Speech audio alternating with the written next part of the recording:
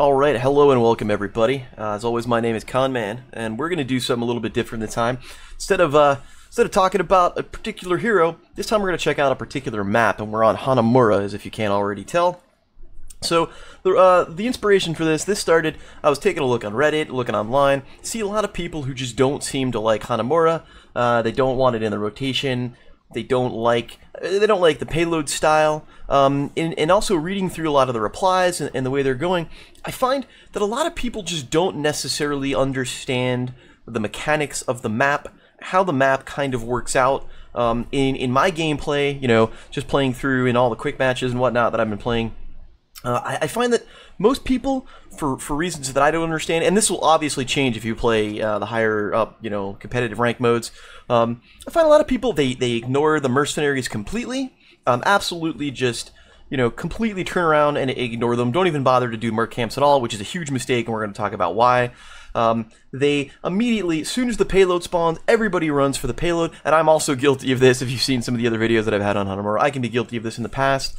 There's a lot of stuff that goes on that they completely they disregard pushing at all. Like, there have been a lot of maps where I just play and nobody, and all four, the game ends and all four of these you know, beginning forts are still standing, which I also think is a mistake, and we'll talk about why. So I picked here, we'll start off here, I picked here Falstad to play with, and the reason I picked Falstad is a really strong hero on this map for the reasons, one, he's got a global, so he can kind of fly around where need be, which is kind of important, especially when you've got a changing objective and the way the payload moves. The main thing is that he's got Bribe. Bribe is going to be huge. Another hero who's going to be pretty big in a similar fashion is going to be Brightwing. He's got the global, he's got Bribe, or she, or it, whatever. Alright, so we're going to fly up here. Let's speed up a little bit. And actually, before we get started, I'm going to pause again. Before we get started, let's just go over some of the basics of Hanamura. So, Hanamura, on camera lock so I can move around. So there's only four buildings. You've got your fort, you got your keep in either side. Interesting thing to note, and I don't think people realize it, you can actually, if you want to, and I don't know if you'd want to, but you can completely walk around. This area is completely open. You can bypass this fort and go straight to the keep if you so desire as the enemy team. There's no walls preventing you from doing that. You don't need to get through. You don't need to get through to do that at all. And it works on both ways. There's going to be an opening. Where is it? There it is, right here. There's an opening right here. You can go right through on the bottom side. It's going to work both ways. There are, I think, 6 merc camps on the map, if I'm correct, not counting the boss. The boss is dead center. We'll chat about the boss when it comes time. There's a merc camp up here. This is going to be a fortification camp. It's going to give you, we'll talk about it, but it's going to give you a gun, or like a little turret. If we highlight over here, this is going to be a recon camp. And go down a little bit further, this is going to be this is the heal camp, the support camp. And then there are the mirror ones on the other side. So if we go down here, here's the fortification camp, and the other ones are going to be over here in the requisite places on the right side. So there's 6 camps, three in a side, so to speak. And one of the reasons why Bribe is so good is that the camps, they don't have like the usual four stack. The support camp is only 1. So let's take a look. Let's proceed again. And we'll talk about some things. Alright, here I'm AFK for a second. We're going to go through. We're going to kill this minion wave. Okay, I'm going to pause for a second here. Let's take a look at the XP. 452 experience. I've got the experience highlighted for a reason. So that's 1 minion wave of experience, 452. I mean, that's fine. That's pretty good. That's the whole wave. I think I got the whole wave there. We're going to go through. We're going to soak this up here and kill these things. We'll let it do its work. Just kind of flying around. This is a custom game, obviously. You see I'm kind of sitting in here by myself. No one else is with me.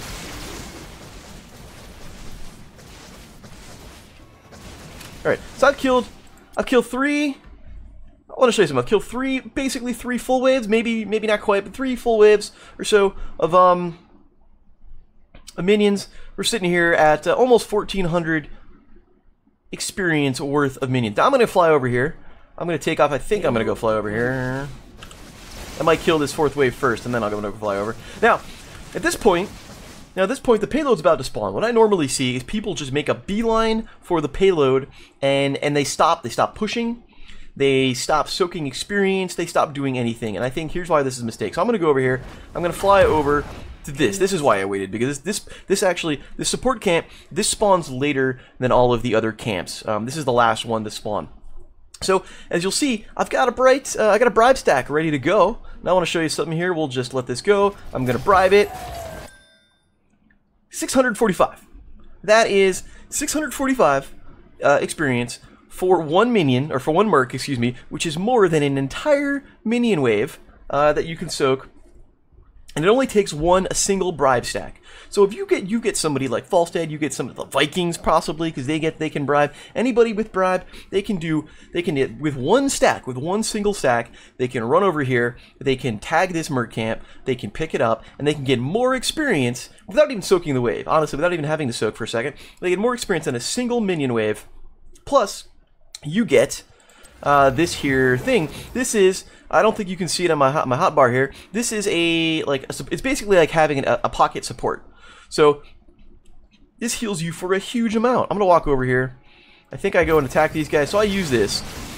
Notice that I barely take any damage. I barely take any damage from these things because this thing heals me so much. Now these guys don't give me quite as much experience. I forgot how much it is here. There we go. So that's still a pretty solid chunk. I mean, it's almost 400 right there. I can't exactly show you what this does. The recon camp, what it does is you get this coin, and when you use it, it will send out like a couple of spirit dragons, I guess you want to call it, spirit dragon, some kind of dragon that will go out and then reveal enemies on the map. That can be useful for, kind of boss checking. It can be useful if you're facing stealth characters. Obviously anything that reveals what's going on is going to be pretty handy. Okay, so those are those two camps. We're gonna go over here. We're gonna poke out some more. Now notice, as we go through, right now, payloads, we're ignoring the payload completely. One shot apiece on either side, okay. We're gonna go through, blah, blah, blah. It's gonna take a minute or two.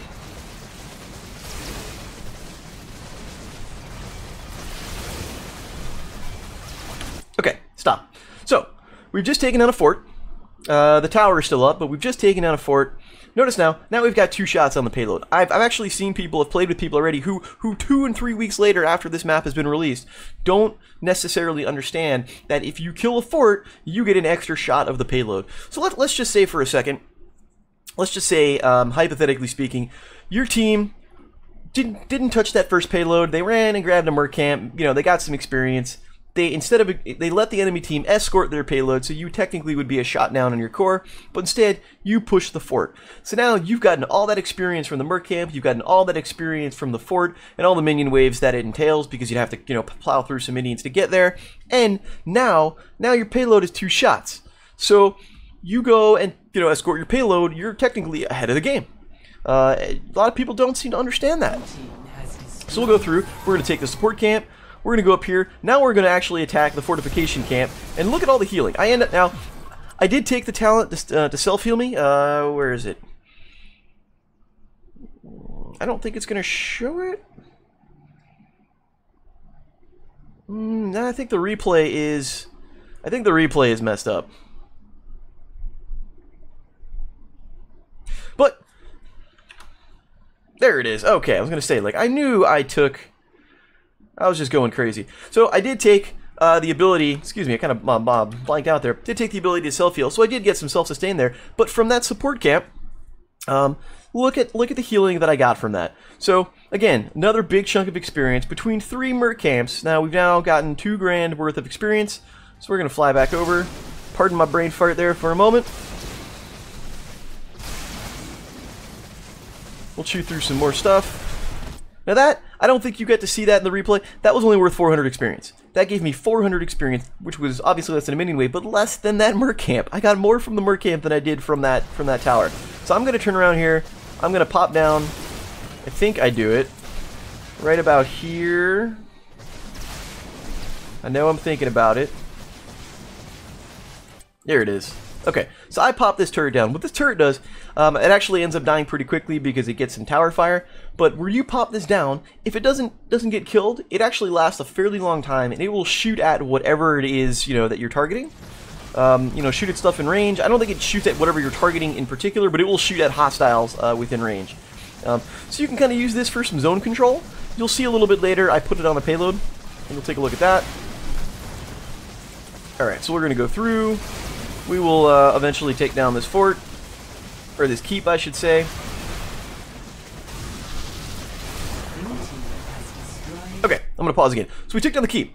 Keep is down. We now have 3 shots on the core, or 3 shots for the payloads. So the next payload that we escort will then do 3 shots. That's 3 shots for 1 payload. You don't have to do 3 payloads to get there. Here's the other thing that I don't think people realize. I'm actually going to wait till it gets a little bit closer. Okay, let's drop the speed back down. When you escort, when you kill a keep, here we go. Here's this right here. This is a sapper. When you kill a keep, I believe it's every other minion wave, there's a sapper that will come down, and it will go through. I'm actually going to start to escort the payload.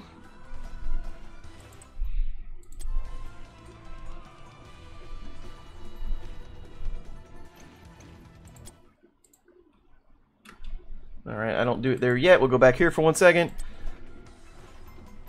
Okay, once it crosses this line, here's the sapper. Once it crosses this line, bang, that's a shot on core.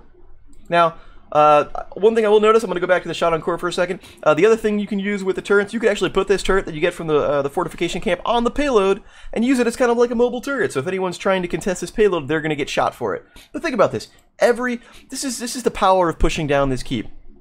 Every other minion wave, like here's the sapper again, he's going to be way up here. Every other minion wave, there's going to be a sapper that if it makes it all the way over here, that's going to be a shot on core. That's a payload. That's worth a payload right there. That is going to pressure the enemy. They're going to have to defend against that. If they don't, they're going to lose. Like they're going to lose just from that.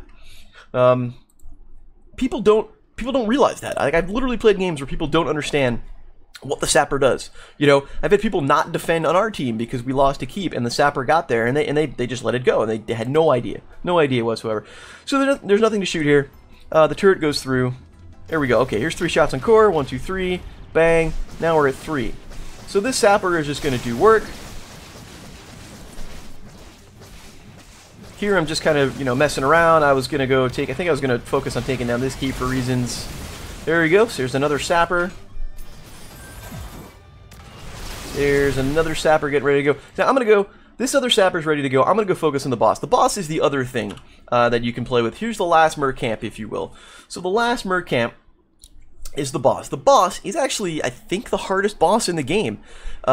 It's only worth a single shot on core. So I've actually had some pretty crazy fights about, you know, around this boss. It's dead center in the map. It's pretty much like and since there are payload drop-off points on either side, this is definitely a place where there's been a lot of incidental fire that's triggered the boss and caused lots of havoc, which is kind of a good time. So the boss does a couple of things. First off, like it will target whoever's close to him. It will shoot out kind of a hook, you know, like a scorpion, get over here, and it will eat you. It'll just eat you. You know, it doesn't matter what team it is, matter what's going on. And you'll be inside, and you're actually not immune to damage when you're inside the boss, which is kind of funny. Let's lower the speed. So let's go. I go to engage this thing. This turret does absolutely nothing. I was hoping it would fire. Now I'm eaten. So I'm inside the boss right now. I don't take any damage, you know, from just being in the boss, but I can take damage from other sources, like if somebody is like, you know, say disintegrating through him or whatever it is. Now, he also does this big kind of purple whatever AoE. I don't know what the hell it is. It's kind of just this cloud around him. If you're in this, you're going to take damage. And that's why, like, that makes it a little bit more difficult, because you either have to be all up in its grill or you've got to be outside. And there's definitely this demarcation line here where, you know, you're taking damage if you're in it, and it's kind of like just some zoning out. Alright, I'm going to come out here. Look, also, he does a crap ton of damage. I mean, that's like 2 swings and I'm already at half health. My turn is just sitting there not doing a damn thing, lol. Alright, so he's going to eat me again, sucks me in, eats me. That's 5 seconds. Now I try to fly out, and I'm going to get killed because I have 44 health, and down I go. Okay, well that's silly. So that's why the boss is really hard. You're not going to solo this. Unlike Braxis, or not Braxis, excuse me. I guess maybe Braxis, but unlike Warhead Junction, if you've got the right, you know, person, you can turn around and, you know, with the right skills and avoiding some of those banelings, you can solo that boss. You know, if you have the right variant, Twin Blades, he can solo that boss, no problem. You can pick up that boss pretty quickly. You're not going to do it here. There's no way you can do it. He'll pull you in and eat you, and then he'll basically leash himself and reset, and his health will go up. There's no way. This will take a concerted effort to do.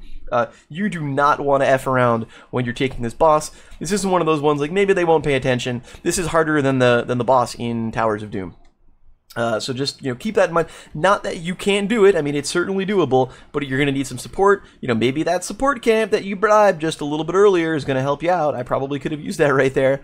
You're going to need a coordinated effort to do that. And, the enemy team, if they don't see you in the map, I mean, this is central, so it's not like they've got very far to go to kind of find out where in the hell you are. Oh, the other thing I didn't mention, actually. So there are 2 areas where the payloads spawn. I'm sorry I didn't bring that up before. First area is going to be right here. Payload's going to go over, kind of go through the path you see, and it's going to end up over on this side, actually. Excuse me, it's the blue side. Likewise on the other side. The other payload is, where is it? It's like way the hell over on the bottom. I always forget where this thing starts. Here's the end. This is going to come back. It's all the way over here. Here we go. Here's the other side. So it's going to start over here next to that support camp that I was talking about before, and that's going to come back. And there are, as you see, 2 crossing points. So they'll be like on the opposite sides for each side, for each team, excuse me. So as the payload goes through, there's definitely opportunity for those 2 payloads to meet. The other thing I did mention, when you do bother to escort the payloads, the payload will move faster if you have more people, up to 3 people max. If you're in the clear, you don't necessarily need 5 people to escort the payload. It's obviously safer, but it won't go any faster with 5. Vikings will count as 3, which is another reason why the Vikings are really good on this map. In addition to the bribe, each Viking counts as 1 person. So if they're like in a tandem, all 3 of them, I guess it's a group, not really a tandem. All 3 is a group. They'll count for 3 people. It only takes 1 people to be in the area of the payload to contest, which will stop it. And if there's nobody near the payload or no pushing, there's no pushers near the payload for a couple of seconds, it will start to back up, kind of like it will do in Overwatch. Anyway, so that being said, so now I'm dead because I messed with the boss and he ate my face. Now I'm going to just go over here. Here's the sapper. He's going to town. And alright, I'm going to pause right here one more time. So here we go. We're 14 minutes into the game. Again, I'm playing on myself, of course. I go and respawn. I was actually about to go fly over here to go make sure this sapper got through. But think about this. We're 14 minutes in the game. This game is about to be won because this sapper has got a shot ink to the core. I've only escorted a single payload in. So consider that. I'm not saying never escort the payload, but I am trying to emphasize the strength of pushing. First off, just taking down a keep, taking down the fort, to spawn those sappers, to get the extra shots on the payload that you wouldn't have before, to reduce the amount of payloads that you actually need to successfully escort. The other thing I want to emphasize is the strength of bribe. Bribe is huge. Anyone you can take down, I mean, this guy's pretty beefy. Anyone you can take down this camp with bribe, you get a huge chunk of experience. I mean, that's... you saw all the minions that I killed. I only took care of like what 5 burnt camps in the entire thing. Damn near did a quarter of damn near did a half of the mercenary of the minion experience. I don't know my words today. Of the minion experience. You can just go 1 stack of bribe, you fly over here, you get the healing, and basically it's an extra support. You pop that before as you're going into a team fight, and that's just a huge amount of healing that the enemy team has to deal with, and they can't really stun you out of it. I mean, I guess if they kill you, I don't even know if they kill you if it still pulses or not. I'm not entirely sure. I don't think that's happened too much. People just love to ignore the merc camps, and I don't necessarily know why. They're missing out on tons and tons of experience. They're missing out on just the bonuses because they don't push. Maybe it's because they don't push. They don't realize they're not getting the map pressure. I'm not entirely sure, but just let it let it sit up. Think about it. I only pushed one cart. It had 3 shots, but I only pushed 1 cart. All of the other shots on core were done by the sappers. You could get some sappers while the enemy team is defending against this sapper. That's 1 less person that's pushing their cart. That's 1 less person that's getting mercenaries for them. 1 less person, pushing. You just think about like all the whole thing. That's just that's your map pressure right there. Is the sapper? It kind of forces you to do that. So that's kind of Hanamura in a nutshell. Here we go. We even have little icons on the screen of where the payloads are going to go and where they start. That's Hanamura in a nutshell. I hope that was educational. I would love if people can kind of share this out and like send it out to people so people just know how to play. I think what we're doing right now, everyone just rushing for the payload, is not the optimal way to do it. I personally feel like you're missing out on experience. You're missing out on pushing. I see so many people, you know, they get so close, they push right over here, then the payload spawns, and everyone just backs off. And that, I think, is a mistake. If you've got the opportunity, go ahead and take it. Let the enemy team push their payload and not get experience. So if you have 5 people here pushing your payload, which I've absolutely seen. If you have 5 people pushing the first payload of the game, while everyone's pushing their payload, yeah, sure, you get the first shot on core, but you don't get any experience. There's no minions here. I mean, yeah, it'll eventually pass through here, and maybe if you're lucky, you'll get some soak as it goes by, but you're not going to get any experience. And while you're doing this, okay, you get your shot on core. Good job. Pat yourself on the back.